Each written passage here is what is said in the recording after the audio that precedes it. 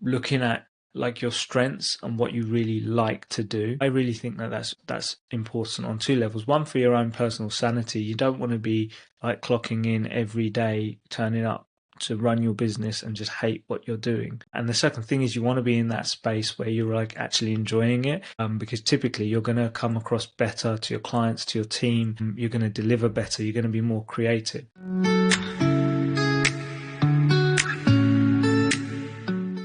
So I wanted to talk today about maximizing your own personal effectiveness within your business. I don't really see this talked about much, especially in the world of like hustle porn, where everybody's talking, or it seems like everybody's talking about, just keeping your head down, just doing as much as possible and just grow, grow, grow, grow.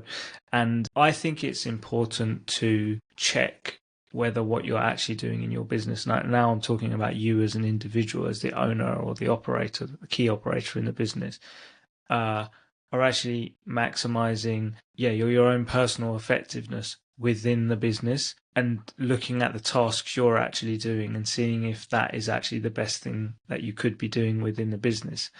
It's easy to look at like who's best to do certain tasks and where you should be delegating tasks out to from the point of view of just purely the business. And I think that's what most people tend to do.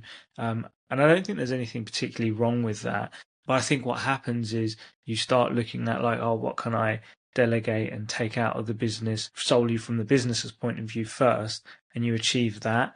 And then people typically start to look at, okay, what am I personally doing within the business and can I optimize for that? What I would put forward is actually maybe looking at it the other way around first. So actually firstly optimizing your own personal effectiveness within the business, and then making the business work around that, or then looking at the business side. And this does really depend on the size of your business and what other stakeholders are involved, whether you've got other shareholders in the business as well. But if you're in that trajectory to get to that point where you've got, multiple different stakeholders involved, and you can't necessarily make a primary decision on the business based on your own personal self. If you're on that trajectory, then I would also suggest maybe thinking about, before you get to that stage, actually making sure you're actually maximized for your own self. And I think that the foundation to this is that I see very, very often where business owners, and particularly in construction, where a lot of guys are starting on the tools, is that they feel like they are just in a day job, an underpaid day job, where often they're not even taking minimum wage sometimes for the amount of work that they're actually doing. A lot of people, again, especially in construction, are starting their construction businesses because they don't want to be employed by somebody else. So I think it's really, really important to look at what you do in your day and make sure that you're kind of serving your own purpose and serving and doing what you actually like to do. That's kind of another way of actually just putting what I've just spent the last 2-3 minutes talking about, like basically making sure that you're feeding yourself and serving yourself, and doing the stuff you actually like to do in your business, and looking at that quite early on. And I'm not saying that you automatically make a business decision based on just, I'm just going to do what I like to do, and implement that from day one. The likelihood is that when you start looking at what am I doing with my day and does it fit with actually what I'd like to do with my day when it comes to business, the gap is probably going to take several months, sometimes years, to fill that gap and make that shift, and it's going to be transitional. But I think at least thinking about it and understanding where you are now compared to where you want to be when it comes to maximizing your own like personal effectiveness is really, really valuable to make sure you're actually on the right track. Because we've all been there. I've been there, where you're just on this treadmill of just like growing or just going to a certain place, but actually you don't even want to be at the destination that you're getting towards, and sometimes you don't even know why you're doing it. So that's what I want to kind of emphasize today, and I thought I would bring about or raise a few questions that could help you understand whether you are maximizing your own personal efficiency in a business. So I think the first question that you want to be asking when thinking about this topic is, what is actually important tasks for you to be doing in the business. So it's easy to get led by what other people are saying are important, maybe what your clients think are important, maybe what your ops manager thinks is important. But especially for those of you that started the business, you know it off the back of your hand.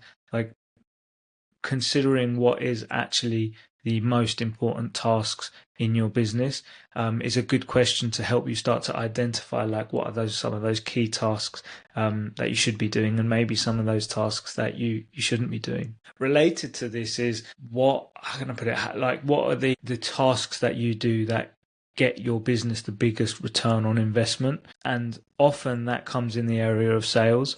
Often that's like being in front of customers, doing networking events and stuff like that, where you could go somewhere for an hour, or you could invest an hour a day doing some sort of sales or connection, but that feeds the entire operations of your business. And on the flip side, we can often get involved in, like, fiddling around with, let's say, the wording on your website, and it really, for the time it takes you to do, it really doesn't add any benefit to the business in comparison. So I think that's a really, really key one, to really look at all of the tasks that you're doing and seeing which of the ones that you're doing are the biggest ROI. And usually those are also paired with the ones that you can do really, really well and really hard for somebody else to be doing. The next one is looking at, like, your strengths and what you really like to do. I really think that that's important on two levels. One, for your own personal sanity. You don't want to be like clocking in every day, turning up to run your business and just hate what you're doing. You want to be in that. And the second thing is, you want to be in that space where you're, like, actually enjoying it, because typically you're going to come across better to your clients, to your team. You're going to deliver better. You're going to be more creative. So really look at what your strengths are in the business, and what you'd like to be spending your day doing, because you want to be transitioning more where most of the time that you're spending in your business, you're actually doing stuff you like. And you might find that actually there's nothing that you like.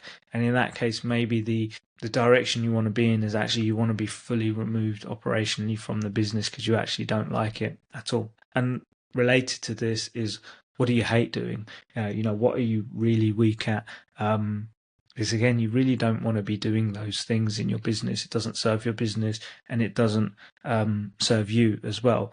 There is a balance to be had here, because there could be areas that you want to do even though you're not good at, because you want to get better at them and you see them being valuable not only for your business but your future growth as an entrepreneur. So sales is a good one, right? If you know you're not great at pitching people, but it's a key skill, then maybe you do want to do it. But if there's like a hate, so if the word hate resonates when you think about a certain task, then that's probably something that you want to get away from. The last one, which I actually see surprisingly often, and again, especially in construction, is what tasks are just being done without really any reason other than that's the way we've always done it. You may find that when you look at your task load from an external point of view, or maybe you actually get somebody else to look at it, that actually some of these tasks that you're doing that you think are important, or maybe were important a few years ago and now not, and actually now draining your time, or maybe making your day feel really boring, really repetitive, and may actually not be needing to be done at all. So a good test, if any of these things are coming up, is try and not do them for a month and just see what happens. And you may actually find that, the easiest thing is to just fuck the task off completely and just stop doing it. So, yeah, that's what I wanted to say on maximizing efficiency. Out of everything that I've said and rambled on in this 10-15 minutes, I think the key thing that I would want to express is, I believe that there is value in actually considering your own personal self happiness, like satisfaction, and looking at that before you try and optimize for like the best performance for the business, because I think they go hand in hand anyway. But actually looking at like fixing your own stuff up first within the business is a better way of doing it. Cheers.